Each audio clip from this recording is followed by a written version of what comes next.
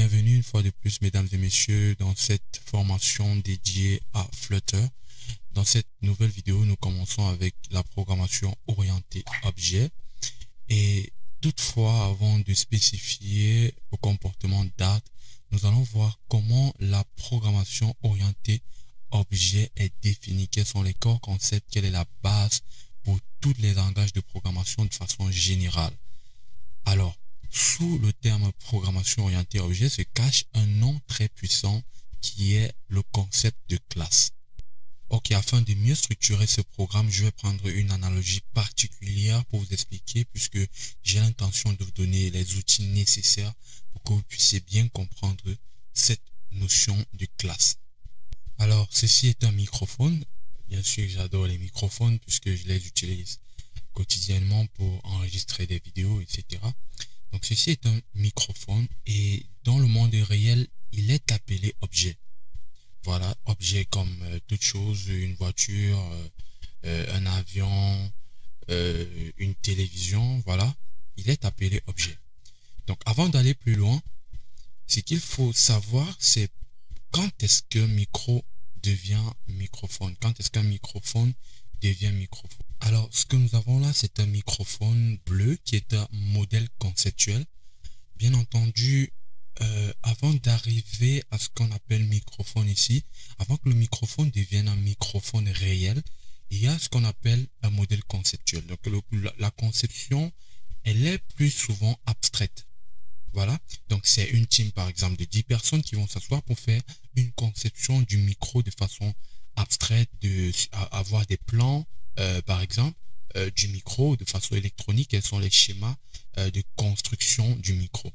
Et lorsque cela est établi, il y a maintenant une usine qui a tous les composants, le nécessaire pour pouvoir fabriquer les micros.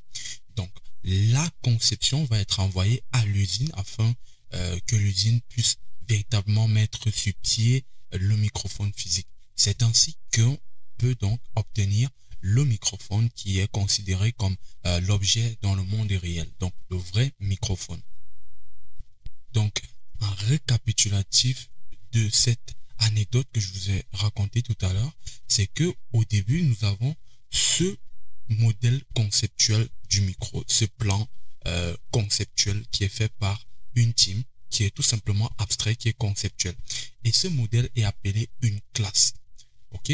Ensuite, la classe va être envoyée à l'usine pour ensuite fabriquer notre objet. Et l'objet est donc notre microphone actuel. Donc, cette anecdote qui semble très évidente est la base de tout langage orienté objet. Alors, nous avons donc notre plan conceptuel, notre micro qui va être envoyé chez un constructeur et le constructeur va tout simplement créer des objets. Alors, la distinction entre le plan conceptuel qui est appelé ici classe et notre objet, c'est que le plan peut être envoyé à n'importe quel constructeur, donc on peut fabriquer autant d'objets que l'on souhaite. Donc ça, c'est une distinction particulière. Et donc là, on a notre classe et là, on a nos objets qui sont fabriqués à partir de notre classe. Donc avec un seul plan, on peut fabriquer des dizaines, des milliers de micros.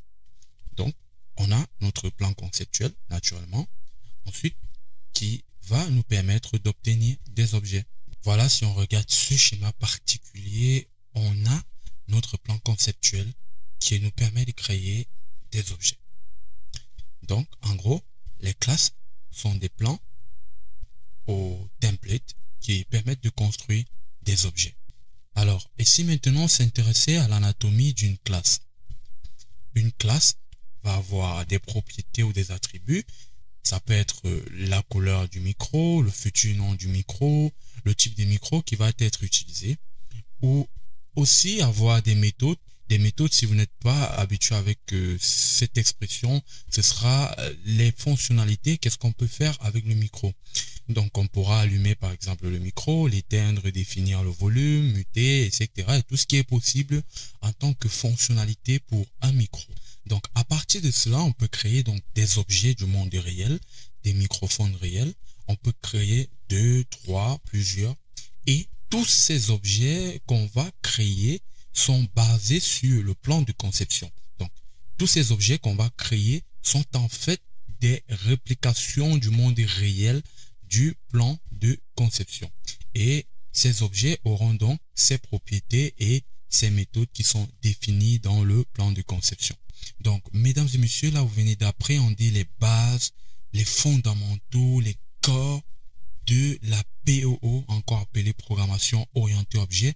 Et là, c'est de façon générale pour tous les langages qui supportent cette philosophie de programmation orientée objet. Si vous avez compris ce concept, c'est que vous avez compris les bases de la POO. Alors, beaucoup de personnes sont confuses par cette philosophie de programmation orientée objet dans la compréhension, mais je pense qu'avec cet exemple, tout est plus clair et c'est ça en fait la POO, tout simplement. Classe et objet. Parfait, je vous revois dans l'épisode suivant.